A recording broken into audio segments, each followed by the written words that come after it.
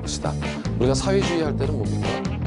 개인보다는 공동체를 우선하고 인간 생활의 개선을 목적으로 부동산 문제 등의 해결을 위한 방법을 찾는 시장은 굉장히 효율적이거든요. 근데 그 시장이 고장났어. 자동차 고장난 거랑 똑같아요. 고쳐야죠. 네? 시험과 관련된 문제 지금부터 들어갈 수 있겠습니다. 안녕하십니까? 자, 심화이론 강의 2편입니다. 오늘은 2편은 부동산 경제론으로 시험이 문제수가 한 6문제 정도 출제되는 부분이에요. 특히 수요와 공급에서 3, 4문제가 출제되고 한 문제, 한두 문제 이렇게 출제되는 구조입니다. 단원의 구성은 역시 수요와 공급은 수요 공급을 보시고 균형이 뭔지 그리고 균형이 이동할 수 있다는 거, 탄력성 이게 핵심이겠죠. 그리고 이것은 좀 가벼운 주제인데 지대론이 좀 어려운 부분이 있어요. 나머지는 굉장히 쉬운 부분이고 그 다음에 경기변동이론에서는 역시 부동산 경기변동에 관해서 거미집 이론 포함해가지고 문제가 구성이 되겠습니다. 자, 5강에서는 역시 스텝 1, 스텝 1에서는 점퍼 변수 문제를 1장부터 3장까지를 보는데 이번 시간에는 1장 수요와 공급, 그 다음에 2장 부동산 가격 이론에 관해서 점퍼 변수 문제를 통해서 빨리 전체 2편을 보시는 거예요. 자, 여러분 교재 108쪽에 보면, 그쵸? 이거 뒤에 점퍼, 장의 끝에 있죠? 1장 수요와 공급 맨 끝에 보면, 108페이지에 보면은, 점퍼 변수 문제가 있고, 그 문제를 하나씩 해결해 나가는 거죠. 수요의 결정 요인에 부호를 쓰시오. 이렇게 되어 있는데, 수요는 사려고 하는 욕구죠.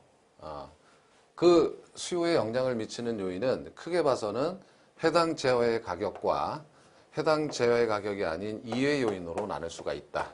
이렇게 되는 거예요. 그러니까 사람들이 사려고 하는 욕구에 영향을 미치는 요인들을 보자 이거예요. 그래서 이 부호라는 의미는 이런 거예요. 해당 재화의 가격이 상승하면 가령 해당 재화가 아파트다. 그러면 그 아파트 가격이 상승하면 이 뜻입니다. 그러면 수요량 혹은 수요는 어떻게 될 것인가? 가격이 올라가면 일단 사려는 욕구가 줄어듭니다. 방향이 반대일 때 마이너스라는 거예요. 감소. 올라갈 때 감소한다. 뭐 이렇게 되는 거니까. 그리고 가격이 하락할 때도 마찬가지겠죠. 아파트 가격이 하락하면 좀 사고 싶겠죠. 욕구가 증가한다라고 해서 이렇게 원인과 결과가 반대 방향을 볼 때는 마이너스, 같은 방향일 때는 플러스 이렇게 쓰라는 얘기입니다. 자, 그래서 이러한 것을 우리는 수요의 법칙이라고 한다. 라는 겁니다. 수요의 법칙. 그런데 해당 재화의 가격이 아닌 다른 요인들도 수요에 영향을 미치는데 아파트가 아닌 다른 재화의 가격도 있어요. 미칠 수 있는 게. 가령 여기서 빌라나 대체재, 빌라나 뭐 연립 등을 대체재라고 가정한다면 대체재란 효용이 같아서 바꿔 쓸 수 있는 재화를 의미하거든요. 그러면 빌라나 연립의 가격 변화도 아파트의 수요에 영향을 미친다 이겁니다. 그래서 가령 대체재의 가격이 올라간다면 빌라나 연립의 가격이 올라가면 빌라나 연립의 수요가 줄어들고 이거 사는 대신 아파트로 이동해서 오겠죠. 이렇게 된다는 거죠. 방향이 같은 방향일 때는 플러스를 써라. 이렇게 해서 우리가 구분을 하자 이 뜻입니다. 반대로 대체재의 가격이 하락하면 빌라나 연립의 가격이 하락하면 연립주택 그럼 이쪽으로 수요가 몰려오겠죠. 아파트에서 이탈을 해서 이쪽으로 몰려온다는 거예요. 그러니까 아파트의 수요는 줄어듭니다. 이렇게 방향이 같아서 플러스다 이렇게 쓴 겁니다. 자, 보완제라고 하는 것은 이거는 함께 쓰는 재화예요. 예를 들어서 아파트 말고 이제 여러분 이해를 쉽게 하기 위해서 해당 재화를 자동차다라고 한다면 자동차는 휘발유가 기름이 있어야 반드시 가겠죠. 보완제예요. 이 보완제의 가격의 변화가 당연히 해당 재화 가격에 영향을 미치는 거예요. 가령 휘발유 가격이 올라가면 휘발유 수요가 줄면서 자동차 수요도 함께 줄겠죠. 이렇게 마이너스 반대 방향입니다. 그런데 휘발유 가격이 내려가면 휘발유 수요가 는다는 것은 자동차 수요도 함께 는다는 겁니다. 그래서 보완제는 해당 재화의 방향과 변화 방향과 같아요. 보완제의 수요의 방향과 해당제의 수요 방향이 같다라는 겁니다. 같이 쓰는 협동제고 공동제이기 때문에. 자, 소비자의 소득이 증가하면 당연히 아파트에 대한 수요는 증가합니다. 플러스 정상제인 경우에. 그리고 소득이 감소하면 어떻게 됩니까? 수요도 줄어듭니다. 이렇게 되는 거고. 자, 소비자가 가격에 대한 예상을 하는데 앞으로 아파트 가격이 올라갈 것으로 예상하면 올라가기 전에 빨리 사야 됩니다. 올라갈 것으로 예상하면 수요가 급격히 증가하고, 반대로 가격이 떨어질 것 같으면 안 사죠. 수요가 감소합니다. 이렇게 소비자의 어떤 예상도, 가격에 대한 예상도 수요에 영향을 미치는 거고요. 소비자의 기호, 선호도가, 아파트에 대한 선호도가 증가한다 그러면 당연히 수요가 증가하죠. 같은 방향입니다. 인구의 증가도 수요를 증가시키는 요인이고, 반면에 금리가 상승하면, 대출금리가 상승하니까 사고 싶지 않죠? 마이너스입니다. 반대 방향이에요. 그리고 금리가 하락하면 어떻게 됩니까? 이자가 싸지니까 주택 수요가 증가할 수 있어요. 이렇게 되는 겁니다. 지금 5가지의 절 중에 부동산의 수요를 보고 있고, 수요의 결정 요인을 보고 있어요. 개념은 이거는 사려고 하는 사전적 욕구다. 이 정도면 될 거고요. 자, 이게 1번 문제였다면 2번 문제에서는 이제 공급으로 와서 결정 요인을 봅니다. 자, 부동산의 공급 중에 공급의 개념 결정 요인이에요. 여기서 공급도 이미 팔았다. 판매량이 아니에요. 판매량이 아니라 공급은 팔려고 하는 수량이다. 앞으로 팔려고 하는 공급자가 그런 수량이다. 자, 마찬가지로 해당 지역의 가격과 이외 요인으로 나눌 수가 있는데, 해당 지역의 가격은 공급은 수요하고는 반대예요. 공급자는 이윤 극대화를 위해서 행동하기 때문에 소비자와 달리 가격이 올라가면 좋습니다. 가격이 올라가게 되면 공급 또는 공급량을 늘리려 할 것이다. 이렇게 되는 거죠. 같은 방향이에요. 그리고 아파트의 가격이 만약에 해당 지역가 아파트라고 한다면 아파트의 가격이 떨어진다고 하면 아파트 공급이 줄어들겠죠. 줄어듭니다. 자, 이응대를 해서 이렇게 행동하는 거고, 그래서 이것을 공급의 법칙이라고 한다. 이렇게 됩니다. 그런데 해당 지하, 만약에 아파트라고 가정한다면 해당 지하의 가격 이외 요인도, 아파트 가격 이외 요인도 공급에 영향을 미칠 수 있다 이건데, 자, 역시 타 재화의 가격이에요. 다른 재화, 아파트가 아닌. 가령 빌라가 대체재라고 가정했을 때 빌라의 가격이 상승한다면, 자, 이것은 이래요. 주어진 토지에서 아파트 지려고 했는데 갑자기 빌라의 가격이 올라가면 아파트를 줄이고 빌라를 짓는 것이 낫죠. 이윤극대화를 위해서 비싼 거를 생산하는 게 나아요. 주어진 생산 조건 하에서. 따라서 대체재의 가격이 올라가면 그 대체재를 생산하기 위해서 해당 지역의 공급을 줄여야 합니다. 그렇죠? 반대로 가는 거예요. 자, 반대로 대체재의 가격이 하락하면, 빌라의 가격이 하락하면 이제 빌라를 짓던 거를 포기하고 거기에 아파트를 지으려고 하겠죠. 공급이 늘어나는 겁니다. 자, 공급에 있어서 대체재 보완제는 크게 중요하진 않고요. 수요에 있어서 절대적이에요. 보완제는 역시 함께 가는 제한입니다. 그죠? 그래서 보완제의 가격이 올라가면 보완제의 공급이 늘어나죠. 보완제의 공급, 보완제만 늘리면 안 되고 함께 쓰는 해당 재화의 공급도 늘어나야 된다. 이렇게 되는 거예요. 그래서 같은 방향으로 가는 겁니다. 자, 그리고 보완제의 가격이 하락하면 보완제의 공급이 줄겠죠. 그러면 해당 재화의 공급도 함께 줄어서 같은 방향으로 간다 이거예요. 해당 재화와. 자, 공급에 있어서는 이게 중요한데, 생산 요소의 가격은 토지, 노동, 자본 등 아파트를 만들기 위해서 들어가는 비용들이에요. 요소 비용이라고 하는 건데, 노동자 임금이나 원자재 가격이 상승하면 당연히 공급이 주는 거고요. 반대로 가는 겁니다. 생산 요소의 가격이 하락하면 이건 반대로 공급이 증가하는 거겠죠. 이렇게 이제 방향을 보자 이겁니다.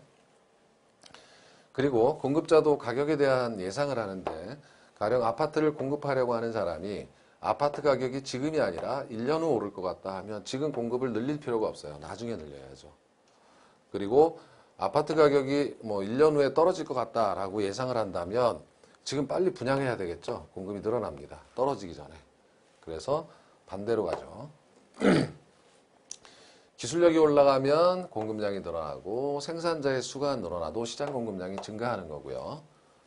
자, 금리는 역시 수요와 같아요. 금리가 상승하면 자, 공급업자들은 대출을 받아서 사업을 하는데 공급이 줄겠죠. 이자 부담 때문에. 반대로 가는 거예요. 금리가 하락하면 당연히 공급량도 늘어날 것이고요. 그래서 금리 인하를 하잖아요. 경기 부양을 하려면 이렇게 되는 겁니다. 자, 세 번째 문제는 이제 수요 함수, 수요 곡선의 주제인데 밑에를 보시면 부동산의 수요 중에 수요 함수 곡선을 여기서 유도하진 않겠지만 수요 함수, 수요 곡선이라는 것은 가령 해당 재화의 가격이 변할 때 해당 가격을 P라고 하니까 가령 가격이 하락할 때 수요량이 늘어나는 거. 이걸 수요의 법칙이라고 하고요. 수요량이 증가한다. 하락하는 경우만 생각해 보죠. 그러면 이렇게 되면 우리가 수요 곡선이라고 하는 것은 가격과 수요량의 관계를 보여주는 거니까 이렇게 우회항하는 수요 곡선의 모양이 나타난다. 즉 가격이 점점 떨어지면 어떻게 됩니까? 가격이 하락하면 수요량이 증가하지 않습니까? 이걸 정확히 설명할 수 있는 근거가 대체효과와 소득효과다 이거예요. 수요 곡선이 우하향하는 이유가. 그래서 대체효과라는 것은 가령 아파트 가격이 하락한다 그래요. 그러면 대체효과는 자, 여기 대체재들이 있을 거예요. 빌라나 뭐 연립주택이나 등등. 여기 사려고 하던 이걸 사려고 하던 수요자가 아파트 가격이 떨어졌으니까 일부가 이쪽으로 오겠죠. 그래서 수요가 증가하는 효과를 대체효과라고 한다. 말 그대로 대체재로부터 프람 대체재로부터 이탈해서 해당 재화로 온다 이 뜻입니다. 자, 여기서는 가격이 상승한다 그랬죠. 그러면 가격이 상승한다면 이번에는 이제 가격이 해당 재화 가격이 상승한다면 여기서 이탈을 하겠죠. 대체재로 가겠죠. 이거는 프람 아파트로부터 이탈을 해서 대체재로 가기 위해서 수요량을 줄인다 이겁니다. 이게 수요의 법칙이고 수요 곡선이 우하향하는 경우죠. 그러니까 상승한다면 가격이 상승한다면 수요량이 줄잖아요. 그래서 해당 재화 즉 아파트의 수요를 감소시키고 대체재 빌라나 연립에 대한 수요를 증가시킨다. 이렇게 되는 겁니다. 자, 여기서 이제 또 가격이 하락하는 경우를 들었네요. 소득효과라고 하는 것은 이제 아파트 가격이 가령 2억에서 뭐 막말로 1억으로 떨어졌다. 다른 조건을 일정할 때. 그럼 실질 소득이 증가한 거예요. 물가가 떨어진 거지 않습니까? 2개 살 수 있어요. 하나 살 거. 2억을 가지고 살려고 하다가 그럼 수요가 증가하는 겁니다. 실질 구매력이 증가해서 구매력이 증가하여 수요를 증가시킨다. 이렇게 얘기할 수가 있다는 겁니다. 이러한 효과를 우리는 소득효과라고 한다. 그래서 대체효과와 소득효과가 지문 속에 들어가요. 간혹. 그래서 개념 자체는 이해하셔야 한다 이겁니다. 자, 그러면 이번에는 공급. 수요 함수는 우하향했는데 그러면 공급 함수는 이렇게 우상향 하잖아요. 왜냐하면 공급의 법칙상 가격이 상승하면 공급량을 증가시키는 거기 때문에 자, 가격이 상승하면 공급량이 증가하는 것이기 때문에 자, 그러면 완전 경쟁 시장에서 이윤극대화 조건은 결론부터 써보면 한계 수입과 한계 비용이 일치할 때까지 생산하는 것이다. 이건 이론 과정에서 잠깐 설명을 드릴 텐데요. 완전 경쟁 시장은 이론 시간에 스텝 2에서 우리가 말씀을 드리겠는데 경쟁자가 소비자나 공급자 수가 거의 무한대 가깝게 많아서 누가 하나 생산을 하더라도 가격에 영향을 미칠 수가 없어요. 따라서 한계라는 것은 한 단위 팔아서 들어오는 수입은 그 재화의 가격과 같습니다. 가격은 고정되어 있는 거니까. 분필을 생산하는 기업이 분필 하나가 1,000원이다 그러면 한 단위 분필 한 개 팔아서 들어오는 수입은 바로 1,000원이 되는 거예요. 한 개 비용이라는 것은 분필 하나를 더 생산하기 위해서 들어가는 비용을 의미합니다. 가령 있죠. 자, 100개를 생산하는데 100개째를 생산하는데 한 개 비용이 900원이다 라고 하면 어떻게 됩니까? 가격은 1,000원인데 한 개 수입은 자, 한 개 수입 1,000원 이렇게 되는 거죠. 그러면 100개가 이윤극대 생산량이 아니라는 건 여러분 잘 아시죠? 왜냐하면 지금 여기 더 생산해도 남잖아요. 이게 100원 남잖아요. 그래서 가령 110개를 생산했을 때 한 개 비용이 1,000원이 됐다라고 하면 이 1,000원에서 멈춰라 이겁니다. 그렇죠? 여기서 더 생산하면 한 개 비용은 증가하니까 손해가 나죠. 그래서 가령 110개다. 그러면 1,000원일 때는 110개를 생산하는 것이 이응대화 조건이다 이겁니다. 그러면 가격이 1,000원이 아니라 1,100원이 되면 어떨까요? 라는 거예요. 가격이 1,100원이 되면 이제 110개 생산해서는 말이 안 되는 거죠. 1,100원이라면 이렇게 되니까 더 생산해야죠. 가령 120개째 한 개 비용이 1,100원이 된다면 이렇게 일치할 때까지 생산해라. 그러면 1,100원일 때는 120개를 생산하라. 그러니까 가격이 올라가면 이응극대화를 위해서는 공급을 증가시킬 수밖에 없다. 그것이 공급의 법칙이에요. 그러니까 우리가 직관적으로 아까 생각했던 공급의 법칙을 조금 더 구체적으로 설명하는 거죠. 이걸 공급곡선이라고 한다. 자, 이게 한계 수입이죠. 가격이. 경쟁기업의 한계 수입이 곧 가격이니까 이게 한계 비용 곡선이잖아요. 110개 때 만들 때 한개 비용 1,000원, 120개째 한개 비용 1,100원. 그래서 한계 비용 곡선은 곧 공급 곡선이다 이렇게 얘기할 수가 있어요. 개별 기업의 공급 곡선이 바로 한계 비용 곡선이다 이렇게 얘기할 수 있고, 사실 이거는 8회 때 한번 지문에 있었어요. 굉장히 어려운 얘기인데 참고적으로만 보시면 될 것 같아요. 자, 그 다음에 이제 부동산의 수요로 다시 와서 수요 중에 이제 여기 결정 요인과 수요 곡선 이런 걸 봤다면 이 수요의 변화와 수요량의 변화, 여기 량자가 들어가고 안 들어가고의 차이인데 이것이 시험에 굉장히 자주 나오고 개념상 중요해요. 그래서 자, 다른 조건이 일정할 때 해당 지역의 가격이 변화하면 수요량의 변화다 이렇게 얘기할 수 있어요. 량자가 들어갑니다. 그렇죠?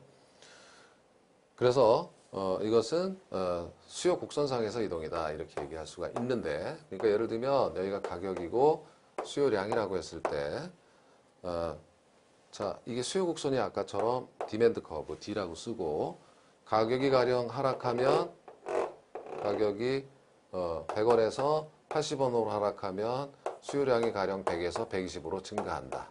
이런 거지 않습니까? 이런 것을 수요량의 변화라고 하고 수요 곡선상에서 이동하는 것이다 이렇게 얘기합니다. 그런데 이 량자를 빼게 되면 수요의 변화 이렇게 얘기하게 되고, 이 수요의 변화는 다른 요인이 변했어요. 가격 위에. 아까 예를 들어서 소비자의 소득이 크게 증가했다라고 하면, 소득이 증가했다라고 하면 100원일 때 사려고 하는 양이 100보다 증가해 있겠죠. 가령 뭐 110 이런 식으로. 80원일 때 사려는 양도 120보다 많아져 있겠죠. 그러니까 이것은 가격이 변해서가 아니라 다른 요인이 변해서 수요가 증가한 겁니다. 이것을 수요의 변화라고 하고, 이것은 곡선 자체가 이동하는 것처럼 보이는 거죠. 수요 곡선 자체의 이동이다 이렇게 얘기할 수 있는 거예요. 자, 그 다음에 균형으로 왔어요. 6번 문제입니다. 아파트 수요 함수와 공급 함수가 주어져 있고요. 균형 가격과 균형 수요량은 얼마인가? 자, 균형은 이제 3절로 왔습니다. 수요와 공급에 일치하는 상황이죠. 그러면 기하학적으로는 수요 곡선과 공급 곡선이 일치하는 상태를 우리는 균형이라고 하고, 그때 결정되는 가격을 가령 균형 가격 100원이다. 그때 거래량 가령 1000을 균형 수량이라고 한다 이렇게 얘기하는 겁니다. 그러면 균형 상태는 수요와 공급이 일치하는 거죠. 수요량과 공급량이 일치할 때 균형 상태입니다. 반면에 가격이 80원 상태일 때는 균형이 아니에요. 80원일 때는 수요량이 더 많죠. 그러니까 이것을 초과 수요라고 합니다. 그리고 가령 가격이 120원일 때는 공급량이 더 많죠. 그러면 이거는 균형이 아니에요. 불균형 시장 중에 초과 공급 시장이라고 합니다. 그래서 균형일 때는 오로지 QD, 수요량과 공급량이 일치하는 상태를 균형 상태라고 한다 이렇게 되는 겁니다. 그럼 이걸 이제 함수로 주어준 거예요. 숫자로. 수요량이 이게 가격에 따라 변하는 함수이고, 공급량이 마찬가지로 가격에 따라 변하는 함수입니다. 그러면 자, 수요량과 공급량이 일치하는, 즉 수요량은 2000-3P고 공급량은 1500 플러스 2P. 이렇게 이게 수요량이고, 그렇죠? 얘가 공급량입니다. 이것이 일치하는 가격이 바로 균형 가격입니다. 그럼 넘어오면 5P가 되고요. 그쵸? 이렇게 넘어가서 플러스가 되고 이렇게 넘어가서 마이너스가 되니까 500이 됩니다. 따라서 P는 100이 되는 거예요. 자, 균형이니까 어디에 대입해도 수요량 공급량이 일치하겠죠. 1500 더하기 200이니까 1700. 균형 수량입니다. 여기에 대입해도 2000에서 300을 빼면 1700. 그래서 균형 가격임을 확인했어요. 그래서 우리 사례에서는 이게 이렇게 되는 거죠.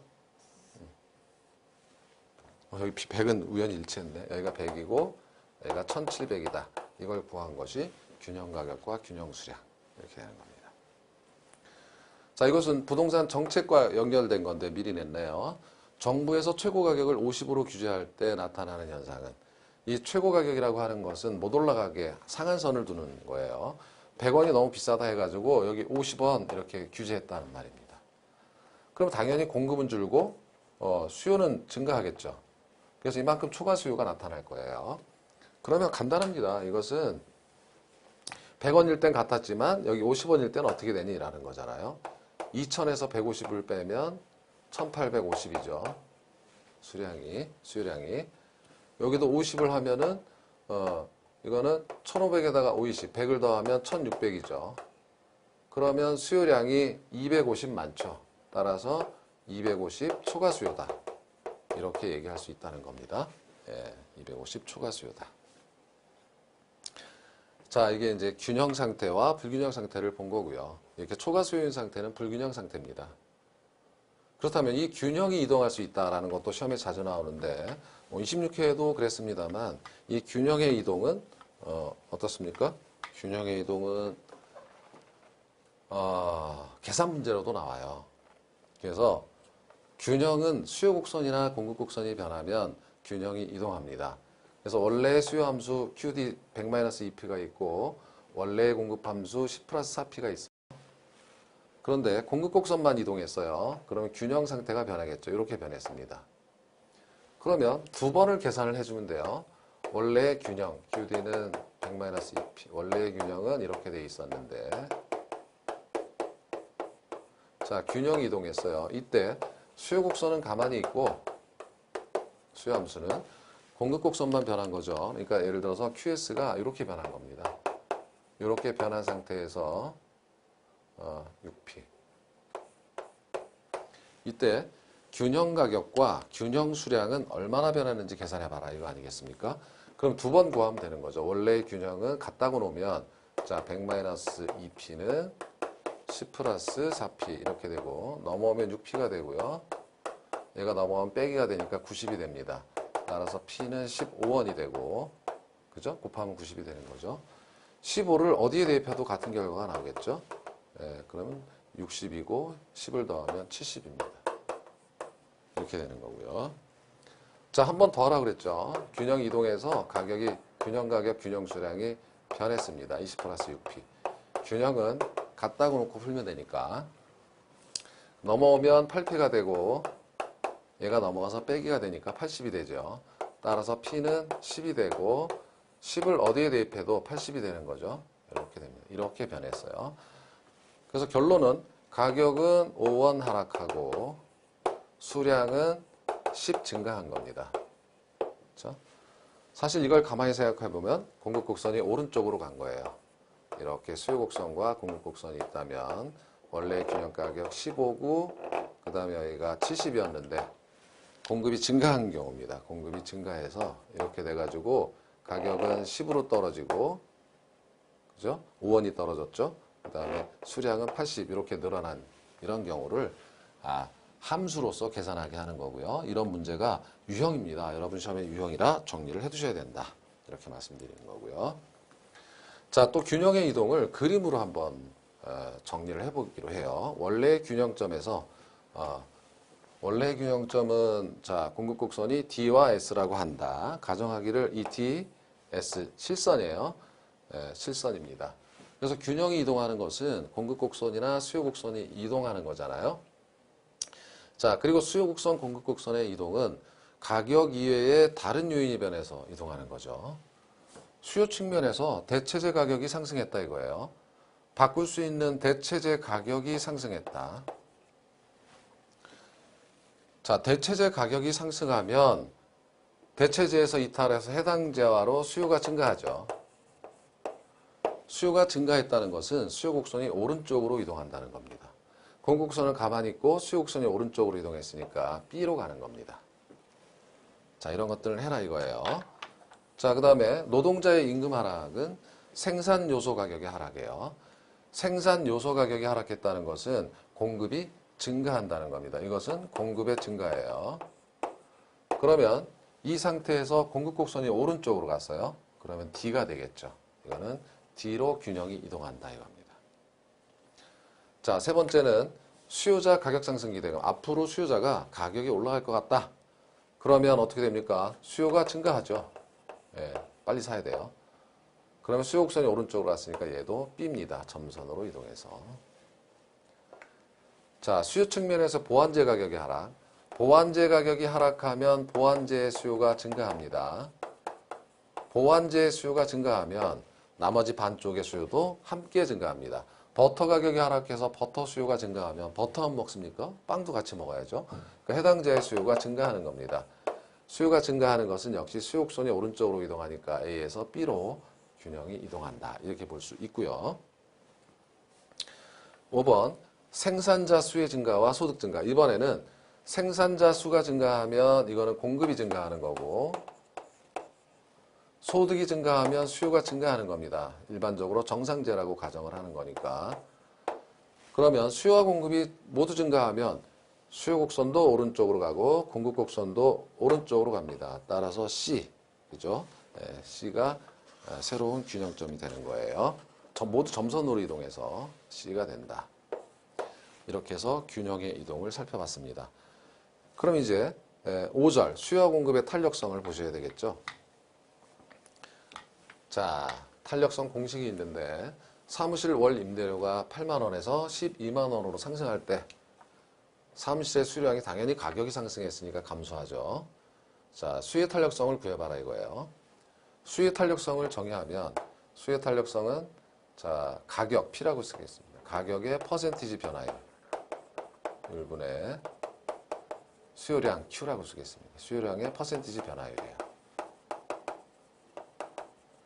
이것이 마이너스 안 쓰고 절대값으로 쓰는 겁니다. 방향만 보기 위해서, 크기만 보기 위해서 방향을 보는 것이 아니라 이건데 이거를 공식으로 얘기해 보자면 이렇게 돼요. 자, 델타 P분의 델타 Q 절대값일 거고 곱하기 Q분의 P입니다. 이거는 어떻게 유도할 수 있냐면 가격의 퍼센티지 변화율은 원래의 가격에서 오른 가격이 몇 퍼센트 올랐다 이렇게 되는 거잖아요. 여기도 원래 수요량에서 수요량이 얼마나 변했냐 델타 Q 이게 되는 거 아닙니까? 그럼 이걸 곱하면 델타 P 곱하기 Q가 되고 그래서 분모로 되고 요거 두 개를 곱해서 분자죠. 델타 Q 곱하기 P가 되는 겁니다. 그래서 요거는 절대값을 빼서 이렇게 오고 Q분의 P 이렇게 되는 거예요. 자, 그런데 여기서 델타 P는 자, 가격이 8만 원에서 12만 원으로 상승했다. 이렇게 되는 거고. 그럼 델타 P는 얼마입니까? 4만 원이 올랐죠. 4만 원. 그리고 Q는 110제곱미터에서 90제곱미터로 감소했으니까 델타 Q는 20제곱미터다. 이렇게 되는 거예요. 그런데 수요 탄력성을 구할 때 이론, 스텝 2에서 말씀드리겠지만 최초의 값, 중간값, 최종의 값 기준으로 할 때 달라요. 자, 최초의 값이란 얘가 최초의 값이고 얘가 최종의 값입니다. 그리고 가운데 중간값이 있는데 8하고 12만하고 중간값은 10만이고요. 110제곱, 90제곱이죠. 요 중간값은 100제곱미터입니다. 이렇게 되는 겁니다. 그러면 자, 이것을 자, 최초의 값을 기준으로 하게 되면 어쨌든 델타 P분의 델타 Q는 델타 P 4만 원분의 20제곱미터예요. 4, 5, 25입니다. 이거는 나중에 서로 지워지게 되어 있습니다. 4분의 20. 그래서 써볼까요? 4만 원분의 20제곱미터 곱하기 이 QP가 최초의 값을 기준으로 해라 이거 아닙니까? 최초의 값. 그럼 8만 원하고 110제곱미터예요. 그러니까 여기가 110제곱미터고 여기가 8만 원이다 이 뜻입니다. 이게 답인데 만자 이렇게 지워지고 제곱미터 지워지니까 그러니까 숫자만 써서 하셔도 된다 이거예요. 자, 이걸 계산해 보면 얼마가 되냐면 0.3636이 되더라. 예. 그죠? 이거는 0.3636이 되더라. 뭐 이렇게 여러분께서 해보시면 되고요. 자, 그 다음에 중간값을 기준으로 한다는 것은 여기 똑같아요. 4, 5, 25 곱하기 4, 5, 25죠, 이게. 이제 중간값 10만 하고 100이잖아요. 100분의 10. 이렇게 되니까 0.1을 곱하면 0.5가 되는 거고. 최종의 값 기준은 역시 여기도 5가 되고, 곱하기 여기가 이제 최종값이니까 여기가 90제곱미터, 여기가 120만 원. 이렇게. 단위는 다 지워지니까 생략했습니다. 이걸 곱하면 이거는 0.667 이게 나온다 이겁니다. 그래서 이렇게 세 개.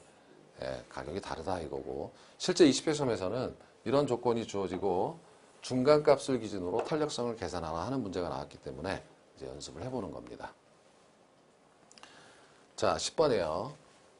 10번으로 가시면 이제는 탄력성에서 여러 가지 탄력성을 보는 거예요.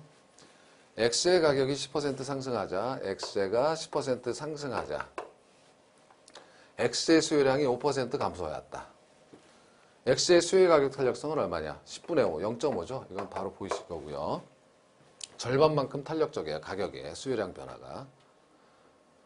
자, 그런데 Y제의 수요는 15% 증가했다 이겁니다. 그러면 수요의 교차 탄력성은, 자, 교차 탄력성은 가령 이래요. X제의 가격의 퍼센티지 변화율분의 다른 제와, 가령 우리 사례에서는 Y제의 이번엔 수요량의 퍼센티지 변화율입니다. 그럼 X의 가격은 10% 상승이었죠. 플러스 10, 플러스 15%. 그러니까 1.5 이렇게 되는 겁니다. 얘는 교차 탄력성 1.5 이렇게 되는 겁니다. 자, 그런데 Z제는 달라요. Z제는 이번에 여기를 Z제로 바꾸면 Z제 같은 경우는 이번에 10% 감소입니다. X제가 10% 증가했는데 이번에 마이너스 10%입니다. 이건 마이너스 1.0이 되는 거예요. 그러면 얘는 마이너스 1.0. 자, 그러면 X제와 Y제는 어떤 관계냐? X제 가격이 올랐는데 그러면 X제 수요가 줄 텐데 Y제의 수요가 증가해 버렸으니까 X제 수요를 줄이고 Y제를 늘려버린 거예요. 1.5배만큼. 그러니까 대체관계에 있는 제하다. 자, 그 다음에 5번 X제와 Z제는 서로 어떤 제하인가? 이것은 X제 가격이 올랐는데 X제 수요만 주는 것이 아니라 Z제의 수요도 함께 줄었죠. 그래서 마이너스가 된 거고 똑같은 만큼, 크기만큼, 한 배만큼. 그러면 이것은 서로 보완제입니다. 그래서 보완제에 있다 이렇게 되는 거고. 그래서 교차 탄력성이 0보다 크면 서로 대체관계에 있고 0보다 적으면 보완관계에 있다 이렇게 이제 배우실 겁니다. 그래서 점법 연습 문제를 통해서 여러분 무엇을 보셨냐면 점법을 통해서 1장을 다 이렇게 살펴본 거예요. 빠르게. 여러분 심화 이론이기 때문에 기본 이론을 들으셨다는 전제에 빠르게 스캐닝 머티리얼 퍼스트예요. 먼저 전체 자료를 쫙 본다. 자, 다음은 2장으로 들어갑니다. 2장에서는 이제 부동산 가격 이론인데 그렇게 어렵지 않다 그랬어요. 가치와 가격을 구분하는 문제예요.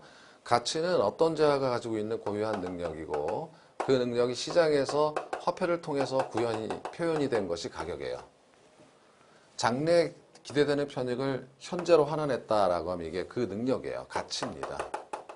그렇죠? 자, 과거의 값이다. 이미 거래됐어요. 그래서 100만 원에 거래돼서 가격이에요. 하나밖에 존재하지 않습니다. 주어진 시점에서는. 자, 매수인과 매도인이 합의한 금액이 바로 가격입니다. 화폐를 통해서 합의해서 가격이 되는 거고. 가령 전문적 지식을 가진 감정평가사가 산출한 것은 가치가 되겠죠. 이거는 가치가 되겠습니다. 그래서 가치와 가격을 구분하는 문제가 간혹 이따금 이제 지문 속에 들어가거나 문제로 나오게 되는 건데 한번 보면 그렇게 어렵지는 않으시다라고 이제 볼 수가 있는 겁니다. 자, 두 번째는 시장 가치예요. 시장 가치라는 것은 객관적 가치입니다. 그러니까 시장에서 통상적으로 성립될 가능성이 가장 높은 가격이에요. 그러니까 이거는 어떤 특수한 시장이 아니라 일반적으로 늘 볼 수 있는 통상적 시장을 가정하고 또 이게 말이죠. 시장 가치라고 하는 것이 시장에서 성립될 가능성이 가장 높은 가격인데 금매 이런 건 아니잖아요. 빨리 팔기 위해서 싸게 내놨다. 이거는 시장 가치가 아니에요. 그래서 출품 기간의 합리성. 그러니까 적당한 기간 동안 매물로 나와가지고 밀고 당기고 수요와 공급자가 사자 팔자 간에 해서 경쟁된 가격이어야 된다. 당사자가 사기당하면 안 되잖아요. 사기꾼들 세상에 많아요. 당사자의 정통성, 물건에 대해서 물건에 대해서 정확히 잘 알고 있는 상태에서 거래된 가격이다. 그리고 거래의 자연성 해가지고 이 거래가 강압에 의해서 거래된 거는 시장 가치가 아니겠죠? 이런 내용이에요. 그래서 감정평가에 관한 규칙에서 시장 가치를 정의했는데, 자, 통상적인 시장에서 충분한 기간 동안 거래를 위하여 공개된 후 그 대상 물건의 내용에 정통한 거래 당사 사이에 신중하고 자발적인 거래가 있을 경우 성립될 가능성이 가장 높다고 인정되는 대상 물건의 가액이다. 이렇게 정의하고 있는 겁니다. 자, 그러면 부동산 가치나 혹은 이제 가격, 가치 같은 것 여기서 뭐 구분이 되긴 하겠지만 여기서 같은 의미로 사용해도 돼요. 왜 발생하는가라고 하는 거죠. 가격이 왜 발생하는가? 당연히 사려고 하는 사람과 팔려고 하는 사람이 있어서 사려고 하는 사람은 자, 가령 아파트에서 효용을 주니까 만족을 주잖아요. 주거 서비스를 주지 않습니까? 그리고 유효 수요, 구매력이 있어요. 그래서 사려고 하는 겁니다. 그런데 공기처럼 흔한 거는 안 사잖아요. 희소성이 없어져. 따라서 수요에 비해서 상대적으로 희소할 때, 공급이 희소할 때 가격이 발생하는 거고요. 그리고 거래가 안 된다면 의미가 없는 거죠. 법적 측면에 이전성, 양도 가능성이 있어야만 매매가 성립돼서 가격이 발생할 수 있다 이겁니다. 자, 일반 요인, 지역 요인, 개별 요인인데 이거는 일반 재화와 달리 좀 이렇게 나눠져요. 지역의 영향을 많이 받는다. 그래서 똑같은 사업주가 건설주가 지은 상가라도 가로 조건이라든지 접근 조건, 행정 조건 등에 따라서 다 달라져요. 이거 지역 요인이라고 합니다. 지역을 봐야 돼요. 모든 부동산 가격에 영향을 주는 요인을 일반 요인이라고 합니다. 가령 전철이 뚫렸다 그러면 전철이 뚫린 지역의 모든 부동산은 다 올라갑니다. 그리고 이제 그 지역이 아니라 토지 및 건물 그 개별 부동산의 조건에 따라서 가격이 형성되니까 이것을 개별 요인이라고 합니다. 좋고요. 자, 5번은 부동산 가격 형성 요인을 사회적, 경제적, 행정적 요인으로 이런 지금부터 보는 요인들이 부동산 가격 형성에 영향을 주는데 과거 문제 유형이에요. 감정평가에서 좀 냈던 거고 마지막으로 나온 게 13회니까 뭐 10한 5, 6년 전이에요. 잘 나오는 건 아닙니다만 기출이기 때문에 정보 전산화의 상태는 사회적 요인이고 세금 부담은 경제적 요인이고 기술혁신, 산업구조, 경제적 요인 이것도 사회적 요인 교통체계는 경제죠. 이게 굉장히 많이 영향을 미치죠. 얘가 세제, 이 제도가 들어가면 행정적 요인입니다. 부담, 세금 부담 이런 거는 경제적 요인이지만 국제화의 상태도 시장 개방과 관련돼 있어서 경제적 요인이다라는 것을 가볍게 살펴보는 정도가 되겠습니다. 자, 지대 논쟁인데 이 지대 이론은 여러분께서 어려워하시는 부분 중에 하나고 매년 나오고 있다. 뭐 이렇게 생각하시면 돼요. 뭐 몇 개 안 되니까 고전학파는 생산비 가치론 이렇게 써요. 가치가 어디에 있느냐? 가치의 근원이 어디에 있느냐 이거예요. 생산비에 있다. 만들 때 원가가 많이 들어가면 비싼 거 아니냐? 이렇게 본 거죠. 예. 그런데 문제는 뭐냐면 토지는 일반 재화에 달리 생산비가 없잖아요. 보증성이잖아요. 그러니까 보증성 때문에 생산비가 없어요. 그러니까 당신이 만든 것도 아니잖아. 땅은. 거기서 지대 받아? 그럼 그 잉여고 불로소득이야. 이렇게 되는 겁니다. 그러니까 이 지대는 모두 몰수하자 이런 주장을 하게 되는 거고요. 그러나 신고전학파는 일반 재화처럼 생산한다 말이지 이렇게 돼요. 왜냐하면 토지는 용도적 공급이 가능하기 때문에. 용도적 공급이란 가령 농지를 택지로 만들 수 있잖아요. 그래서 택지를 만든다는 것은 돈이 들어가는 거예요. 그렇죠? 그러니까 일반 재와 다를 바가 뭐가 있냐. 따라서 지대는 요소 비용이다. 비용이다. 생산 요소에 대한 정확한 대가다. 그래서 돈 들어갔으니까 지대 받는 거다. 이렇게 본다는 거죠. 이렇게 견해차가 있다라는 겁니다. 자, 마샬은 두 이론을 통합했어요. 비용이기도 하지만 이걸 이제 비용을 전형 수입이라고 했고 전형 비용이라고도 하고 지주 입장에서는 전형 수입이라고도 하는 거고 잉여를 경제지대라고 했습니다. 그래서 이 두 개가 모두 포함되어 있다. 싸우지 마라. 통합했죠. 마샬은. 신고전파 종합이라고요. 마샬의 경제이론을. 자, 시험에서 가장 자주 나오는 것이 리카도의 차익지대론이에요. 리카도의 차익지대론은 이거는 고전학파 지대이론을 설명하기 위해서 즉 지대는 잉여다, 불로소득이다 라고 하는 것을 증명하기 위해서 차익지대론을 얘기했어요. 자, 우등지에서 발생하는 지대는 얼마인가 라고 하면 곡물 가격이 10,000원이고 우등지의 생산성이 10kg이니까 10,000원짜리 10kg예요. 그러면 10만원이죠. 10만원.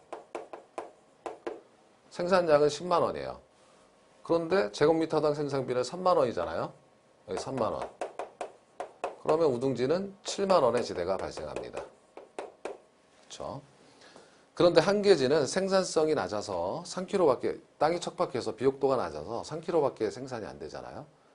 그럼 여기 문제는 안 물어봤지만 한계지에서는 자 3kg 3만원이에요. 매출액 3만원에서 비용 3만원 빼면 남는 게 없어요. 0입니다. 그래서 한계지는 지대가 발생하지 않는 토지예요. 생산비만 겨우 건지는 토지입니다. 그러나 이 한계지보다 비옥도가 높은 토지에서는 이렇게 지대, 잉여가 발생한다. 그런데 가격이 15,000원으로 오른다면 어떻게 될까 이거예요. 우등지와 기존 한계지의 제곱미터당 지대는 가격이 15,000원으로 올라가게 되면 이게 15만원이 되잖아요. 15만원에서 3만원을 빼면 12만원이 됩니다. 당연히 지대가 올라간 거죠. 가격이 올라서 지대가 올라간 겁니다. 그러면 한계지에서는 어떻게 될까요? 그러면 가격이 여기 3만원이 아니라 15,000원으로 올랐으니까 45,000원이 되고요. 45,000원에서 3만원을 빼면 15,000원의 지대가 발생합니다. 그러니까 지대가 다 올랐어요. 우등지도 올랐고 기존의 한계지도 15,000원으로 지대가 발생했어요. 더 이상 한계지가 아닌 거죠. 예. 자, 그러면 지금 이게 이제 핵심인데 결국은 어떤 거를 보기 위함이냐면 바로 이 부분이에요. 바로 요게 올라서 이렇게 됐다. 그래서 잉여다 이렇게 얘기하는 겁니다. 즉 다시 말해서 자 19세기 영국에는 산업혁명 이후에 인구가 증가하고 곡물 수요가 증가해서 곡물 가격이 올랐다. 지금 만 원에서 15,000원을 올려봤잖아요.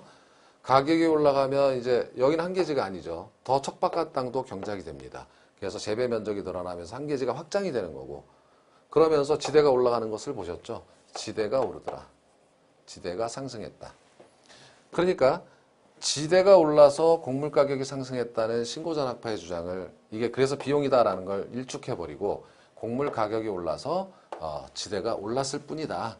그러니까 이게 지대는 요소 비용이 아니다.